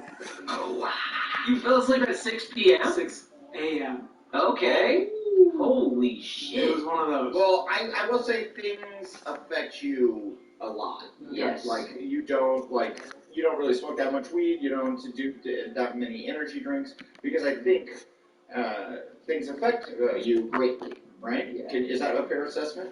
Yeah, I mean, I do, so I usually do like a workout around 9 a.m., 9:30, so I'll take it then, and I don't have trouble sleeping, but fucking after 4, I was wide awake. It was a nightmare. Oh yeah, I worked out last night at like 8 o'clock and took pre-workout right before. And guess what, guys? You doing your potion? No, I stopped. I'm 3 days. I'm 3 days without the potion. Oh, good. Good man. Good. Good job, man. I get a lot of people they're like, hey, great job. The pod is so cool, but like, what's up with Adam? Is he serious or is that a bit? Like, we're worried about. Yeah, does he seriously kick ass? Yeah, it's seriously awesome. I think a lot of people are hitting me up going, seriously awesome. However you want to spin it, yeah, however you want to spin it. But a lot of people hit me up and say, like, they're honestly worried about you. Why are they going through you? Yeah, I think the arugaloids are like... I'm just talking to them. They're kind of the bitch of our fans. They're like the bitches of our fans. They're motherly. However you like to spin it, I'm just relaying your message. And I'm happy that you stopped. You're still gonna spin it. Well, I have stopped for 3 whole days. So that's it's been going great. That's good. Well, Jers, I can speak to, like, I'm a good sleeper. I can fall asleep very well. I hate the feeling of being restless and not being able to go to bed. That's why I will admit I have tried cocaine once in my life and I absolutely hated it because I could not fall asleep and it drove me insane. Right, yeah. I mean, this was a step down from that. Actually, it might not be. It's called, like, it's this pre-workout that I grab. I usually do this other brand, but I ran out and just went to GNC and got it. It's called Lit AF. Oh, yeah. Yeah, no, that's cocaine. Oh, shit. It's like gummy worm flavor. It's insane. Bring it in, everyone. I love pre-workout Before we get stuff. started, I want to introduce you to In a another special life, I guest. feel like I would have Kareem been. Abdul-Jabbar. Oh, yeah. Like, I He'll be here just observing with the don't coaching staff like the today, so feeling. let's put on You a were strong born in effort your and show prime in him the how we do 80s, things you would around be here. really need to I'd crack be, the I'd tempo be or coach get of the out in Max for transition sure. more. Well, cocaine All right, let's also go. fucking rules. It's so dope. Yeah, it's really dope. I don't know. Never done it. Yeah, I love that shit. Yeah. You've never done cocaine? Me? Yeah. No. Wow. I'm so glad you haven't. Can you imagine? My whole thing is like, I'm just not a hard drug guy, but I'm like, can you imagine me on cocaine? Yes. Have you seen American Psycho? You'd be Patrick Bateman. You would be up for a week straight. You would just see a bag of cocaine and all of a sudden just start sprinting somewhere. Oh man. You gotta try it, dude. No, I don't think there needs to. I'm not really interested in. I wonder what drug I would want to do. I should do some microdosing of shrooms. I think that might be. Yeah, the psilocybin, bro. Oh, you've never done mushrooms either, huh, Jersey? No. Yeah, mushrooms are my favorite drug. Yeah. I will say I haven't done like all the drugs, but I've done a fair amount of drugs, and mushrooms are for sure. It's awesome. Yeah, they rock. And that's just you're just hallucinating and going, wow, look at that possum over there, but really it's like a cuckoo clock. Nah, it's not that psycho. No, it's not. It's very rarely. You're very rarely seeing shit, but you have to take a lot. Yeah. But I mean, I used to do a lot of mushrooms in high school. Hey kids, if you want to get ahead, allegedly, I probably did like 25 times in high school. And 24 who's counting? yeah, like I mean dozens, like a couple dozen, probably. And and then less as I've gotten older, just because you know you just kind of use less drugs. You gotta be somewhere. Yeah, you have things to do. Yeah. But it's you laugh so hard. Colors are more vibrant, and I just started, not just started, but I like 2 years ago I went to a buddy's birthday party, and we all microdosed out in the desert, and I'm like, well, I was like, I don't know if I really want to be on mushrooms right now. This is more of a party atmosphere. I'm trying to. Was that the Friday that you were there and I came on Saturday? Yeah, exactly. You came the next day. And I was like, I don't know if I really want to do this. And our buddy, whose birthday it was, was like, it's microdose. It's not the same. You're not going to trip balls. It's just kind of the fun effects where you're just giggly and everything's like in super focus. Vibrant. Everything's vibrant. The colors are on and popping. I'm like, all right, I'll give it a go. Vibro? And I was fully vibro. And so then we took it, and I was like, oh, why am I not doing this every day right when I wake up in the morning, allegedly? Well, that was the thing. I didn't do shrooms until microdosing became like an idea, because before it was like, just fucking take the 8 to the dome. And it's like, I'm so scared of doing that, because I already have a vivid imagination, very nervous as to where I'm going to go. Yeah, you're talking about colors, and I'm like, I feel like colors they're doing their thing already for me. Yeah, that's why I stayed away from the hallucinogens and all that, because I'm like, dude, I'm already like fucking pretty vibro, like just walking around. Yeah, there's no doubt in my mind about that. Yeah, you are vibro. Yeah, but the microdosing was something else. Like, that's like, it's cool, because you can just take a little. Do you think that dude Mike Lowe has his own line of I hope so. It's a dirty job. dirty jobs? Hey, speaking of the hat, I got a nice row doses. One more. Oh, something. Well, I feel every time I've ever done mushrooms, like a real amount of mushrooms, not just like a microdose, I always think like that you haven't used it. Yeah. Like the universe. Shit becomes clear to you. Right. You're like, yes, you know what? I understand it now. And then as soon as you get sober again, like maybe 6, 8 hours later, you're like, what the fuck did I happen to that? Yeah. Son of a bitch. And actually, me and my homie Austin, who you guys know, we actually, back in the day when we were like 19 years old, we filmed ourselves tripping so we could look back and be like, well, then we'll look back and kind of know if we maybe said something to where we could figure it all out. So you want to work on your 3-point shooting? Let's get set up. Basically. And then we just went back and looked at it. It's like an 8-hour tape of us just like touching the popcorn season on our shitty apartment and being like, whoa, got to feel this shit. The state of mind, man. Jesus. Just children, poison, feeling wrong. What about LSD? Have you guys ever fucked with LSD? Oh, that I've done a ton of. Yeah. That's regular, brother. Yours went right to acid. Spinal Tap? Well, that's what I mean. I was tripping. Like my pops was like LSD was my favorite drug, and I was like, oh really? Well, that was a more of a 70s drug. I mean, people still obviously still do it, but like that was big in the 70s. I've never done it. Again, that feels harder to control than psilocybin. It just feels like it's not gonna be. Well, with a mushrooms, you see how much you're ingesting, and it was just grown from the earth. Like acid, like when you do it, like they put it on a tab, or I've seen people. I've never done it myself either, but like they put on a gun, like they accidentally squirt it from their little droplets. It feels much more like a medication laboratory than anything else. You know? By the way, this laboratory is like some fucking dank, funky ass kitchen where they're like pulling it all together, and you might die, you might not. This isn't Cal State Berkeley, brother. Just put some palm olive in there, give it some texture, a little slickness to it. Yeah, put some dye in it. Yeah, my dad said something like he was like when we were born. I was so worried that I had been doing too much acid and I was going to like either come out fucked up. And I was like, oh, okay. You did. I think he's on something. Burning others feels good. But bro, you made me a cake for my birthday this year, like right before I came up to Toronto. The cause of diarrhea. And it says, "Happy birthday from your arugula." Oh, wow. And it's a fucking like cool ass confetti cake, and he put arugula on the outside of it, and he put it on the icing and shit. And I was like, wow, he put arugula on the cake. That's really cool. And my mom's like, yeah, I had to talk him out of like actually baking the arugula into the cake. And I was like, really? And my dad's like, I wanted to do it. That's a great idea. Get to It would have work. been fantastic. the cause of diarrhea. Yeah, exactly. That is really sweet. Big shout out. Okay, your birthday is today, so yeah, your birthday is coming up in just a few minutes. Yeah, like 4 days. What are we gonna do, bro? You're like, should we Nightfall. Oh, dude, I'll have to do it when I come back because I am currently in Toronto in an apartment quarantined by myself. How long are you up here for? I'm up here for about 3 months.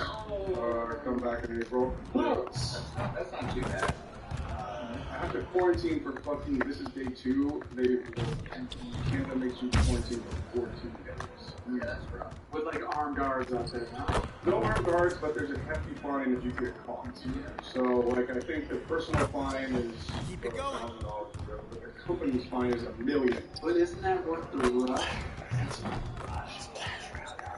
The company's fine is $1 million. Yeah, so you don't be that guy that like fully just fucks the production up because you have to go get it cheaper. So you're not gonna send it? I'm not going to send it. I'm going to ask somebody to send it to me. Come on. Yeah, that. I'm going to Charleston here in about a month now, and I don't think they make you shit. Like, I've been talking to people like, it's fully open, you do it when you want. You gotta kiss this dog. Just don't catch COVID, basically. But I'm going to be out there for 6 months shooting Righteous Gemstones. Oh my god. Yeah, I'm going to come visit it. I don't know how you guys are doing out there, but we're like taking tons of Let's get everyone over here and get started. Here's what we're gonna do. Oh, well, I mean, it's smart, especially if there's no real regulations of people coming in, because you will get postponed. Because the new rules of the film industry is like, you will. But that's the dumbest thing ever. You're gonna give everyone a week to go fuck around and like be social. It's stupid. You're gonna have things. You're gonna get somebody's gonna get it, right? So you might as well not have those breaks. Those breaks anyway. Oh, I think all of this shit is insane. We should be shooting in a bubble. Just know that for sure we're going to try to get everything done in however long, in 3 or 4 months, however long it'll actually take us to shoot 10 episodes. It'll take us 4 months, but just know that there will be at least a month of delays because someone's going to get COVID. For sure. You know? That's what I'm not looking. They've already delayed production for 2 weeks. So I came out for 2 weeks days. And I'm like, I can't really do the whole postpone, so we gotta be fucking good. Yeah, you're 14 days in the box. Yep. You know, personally, I have set a new personal low. I just dumped 2,000 feet puzzle over at my house. So what do you do? Whoa. Yeah, it's bad. Damn, 3,000 piece puzzle. That's amazing. You know, and if I could just take a little time to talk to our listeners about jigsaw puzzles, I know it's a hot topic out there. God damn, this is gonna hit a lot of people. I'm a big puzzler. Give me a hell yeah! Hell yeah. I've done about 12,000 piece puzzles in the quarantine, but this is my first time ever dumping out 3,000.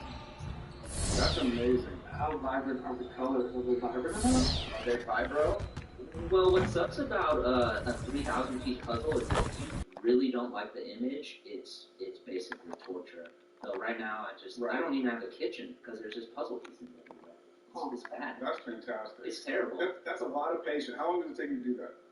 I mean, the 1,000. Just go on the 1,000. The 1,000? That'll take me about 2 to 3 weeks, probably. Damn, bro. Didn't you like grow up all kind of having puzzles out around Christmas time? I remember like coming over to your like mom and stepdad's house and there was a puzzle out. I remember being like, these are puzzle people. Yes. Like figuring the puzzles. I did grow up in a puzzling family, which also brought me to ask you guys a question. Did you grow up on, and this might be some like oaky stuff, did you guys ever grow up with puzzles glued together as a piece of art in your house? No, absolutely not. I mean, my mom has like hilariously, not shots fired against her, but like very Midwestern style of art that she thinks is awesome. What does that mean to people? That means she likes like wooden things that have words on them that it's inspiring. Even from way back? Or like, I know the whole crib is decked out now, but like... Well, now it's like that. It used to be just like kind of watercolors of like a river or something, and it was like, oh, obviously this was sold at like a TJ Maxx, right? And that she was like, I gotta get that frame. Like, did you guys ever have, like, did you know what Precious Moments were? They were like those little, like, dolls with the eyes. Oh, little figurines. And they'd be like with their little sister with a teddy bear and stuff. Yeah. Precious Moments. My mom had tons of them. I had one of those in my workaholics office that I got from my grandma's like garage, put up in the workaholics.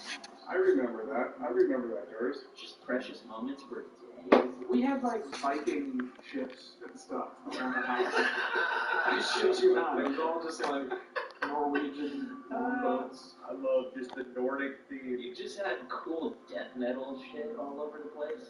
No, just the boats. Just like paintings of boats and ships and Vikings. Hey, you know what? It starts with boats. It ends with burning churches.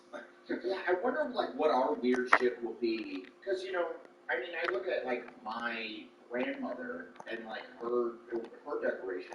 She like loved birds. So like as soon as you are old and like people are like, well, we have to get something for grandma for her house because she loves birds and she loves birds, then you're like, well, she loves cardinals. So her whole fucking house was just, it was a fucking atrium in there. There were so many cardinal, it's so true. And then she like got into painting, but specifically on porcelain plates. So she was painting, and at first she wasn't that good at painting. So you saw the progression of her like shitty bird paintings, and then like she got pretty decent. Like, actually, this one does look like a bird. That's cool. Yeah, we can hang that one up. Yeah. But then they're all hanging around, and then you're just like, it didn't even dawn on me much later that it's such an insane thing to just have hundreds of pieces of bird art in your pretty reasonably small home. Yeah. Just decked out. That's a trip. It's a trip. My nana had fucking spoons on wooden like cutout things that were just like spoons were all over the fucking living room. And it's like, why were there spoons everywhere? She was a heroin addict. It's like she's cooking. Yeah. She's cooking cases, dog. Mom had hot knives on the wall, bro. I mean, a lot of people, you pick things up from your travels. Like, I think my parents, like, had some fucking sick honeymoon that they went on, like, way before their kids and shit, And so they had, like, Russia. My mom was a stewardess, so she had, like, unlimited money to fucking wars with her. Oh, that's awesome. Yeah. I mean, there's only a few things you can collect. It's either spoons, shot glasses, magnets. It's whatever's in the airport. My mom did shot glasses. My mom had magnets. My mom did shot glasses as well. We had a fuck ton of those. Sometimes you have them My all. dad had acid, all that shot glasses. I came out fine. Bro, yeah, dude. My dad was hella worried. He's like, I just did fucking 300 tabs of acid over the last couple of years. Whoa. Yeah. I'm here, I'm good. Now my mom is big into like wooden signs that say shit, specifically about like she just moved to a lake a few years ago, and there's so many things that just say like lake life, and yeah, she's like Hobby Lobbied out. it's absurd. And I tried to talk to her, and I'm like, this is a lot. She's like, oh no, there's hardly any pieces. Was she like, it's a bit, you fucking idiot? It's a bit, dude. It's funny, dude. You fucking idiot. I thought you were into comedy. It's hilarious. What is that? Is that like an Amazon addiction? That she's just like constantly looking for new fucking accoutrements? No. She's not buying a lot of this stuff. Where's it coming from? Yeah, I think she like had one or two things, and then she tells people like, I like having wooden signs, and then people are like, Penny likes wooden signs, Penny likes wooden signs. So when they come and stay, they bring one? And then she just gifted so many signs, and I'm like, you don't need to put all of them up. It's an insane amount. Because it's in my Instagram story, like, a highlight, because I went around, I'm like, wow, this is a lot of words all over your house. And she's like, no, this isn't you. And I'm like, I bet there's 60. And she's like, no. And I went around, there's like 50 or 60 things that just say shit all of them. Just keep you entertained as you walk through the crib. But I'm like, wonder what my shit, like our shit, is gonna be. You know Blake is gonna have the wackiest fucking house of all time when he's... He already does. I don't know why we're saying what it's gonna be. Like, we all have homes that aren't bare walls. Like, exactly. Kyle has a ton of paintings that his wife did. Blake has a fucking, like, Pee-wee's Playhouse. Yeah, what is yours? Didn't, like, your wife go, like, wild on lizards or some shit? Wild on? Great show. There's, like, lizard art all over. Oh, yeah, she did. We had a whole bunch of lizard art. Yeah. And put in a room that was like the lizard room. And it was insane. It got to the level that we're talking about. And I remember I was like, I didn't really have the heart to. I was like, this is your art room. You do whatever you like. Okay, that's fine. And then you guys came over and you guys roasted the room. And then I remember walking in and being like, holy shit, there's a lot of lizards in here. And you like, I remember you getting self-conscious, like, yeah, there is a whole lot of lizards. It's cool. Lizards are actually cool. No, it was so perfect because it was one of those moments where I was like, all of a sudden I had a new fucking angle. And I'm like, the guys came over and they were like, don't throw us under the bus. They were like, wow, this is a lot of lizards. Yeah. And I played it nice. It's a big room. It was a main room in the house, I think. Was the shocking It thing. was tight. We had like all these weird 3D bumblebees and shit all over the place too. It was like, but it wasn't great art. It was like outdoor art. It was just exactly. You had some cool ass shit, like some cool native beaded art that was like, whoa, this is actually a super dope piece. And then it would be right next to that you got it from Marshall's on the discount rack. And exactly. Well, that's the thing is once you start to go down I like bumblebees, and you have like one piece of like cool bumblebee art or some shit, and then all of a sudden you're like, well, I'm the bumblebee guy, and then you need a fucking 85 bumblebees in an 8 by 13 room. You know what I mean? And then that's when it looks insane. If you just have one or two bumblebees, and you're like, oh, that's cool, and then you do other shit, then it's fine. It's when you go way too hard on one specific thing. Yeah. And that room was a product of Amazon. That's why. Absolutely. Because she was just like, boom, let me get that. Boom, let me get that. Right. I think our duty as a podcast to all our 55 plus listeners out there, just be careful what animal you identify with because your grandchildren. Also, not 55, they're in their 30s. It can happen early. Oh, us. Yeah. Be careful if you're like, I love giraffes, because next thing you know, they're going to be some giraffes in the Grill. You're all wrapped out. You're going to be wrapped. Dude, my aunt loves fucking Tweety Bird, man. My whole house is filled with Tweety Bird. Yeah, that's too much. I love Tweety Bird. That's crazy. Like, unreal amounts of Tweety Bird in everything. What is to love about Tweety Bird? I don't know. She's loved Tweety Bird, since I can remember, since I was born, since the 80s, since 84. Yeah, is that the worst Looney Tunes character? Tweety Bird? What's wrong with Tweety Bird? You think? I'm trying to remember what Tweety Bird's vibe is. Little pig, right? Is it a girl? Is Tweety like I thought I saw a footy tat? Isn't Tweety that? Yeah. Tweety, I thought I saw a footy tat. Yeah.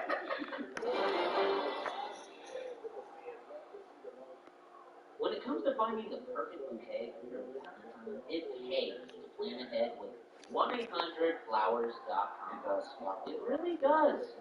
From first dibs on great deals to the best selection on Valentine's Day roses, don't wait. Do not wait too long. You're always saying. Bro, we need you to up your love game today with the biggest and brightest roses for 1-800-Flowers. Right now, 1-800-Flowers has an amazing offer for our listeners. Get 24 multicolored roses for $29.99. That's a freaking steal, dude. Or upgrade to 24 red roses for $10. Yeah, dude, this is an unbelievable offer from 1-800-Flowers. 24 multicolored roses for $29.99. Or upgrade to 24 red roses for $10 more. Dude, I confess, because I got my wife a lovely lavender medley just because. Oh, she's a lucky one. Yeah, and she loved the arrangement with white roses and carnations, plus some lavender or ruby lilies with accents of baby's breath. Oh my god. Sealed eucalyptus and assorted greenery in a clear glass cylinder vase. Honestly, guys, it was just a beautiful night. So whether it's a full spectrum of multicolored roses or timeless red roses, you can't go wrong with a bouquet from 1-800-Flowers.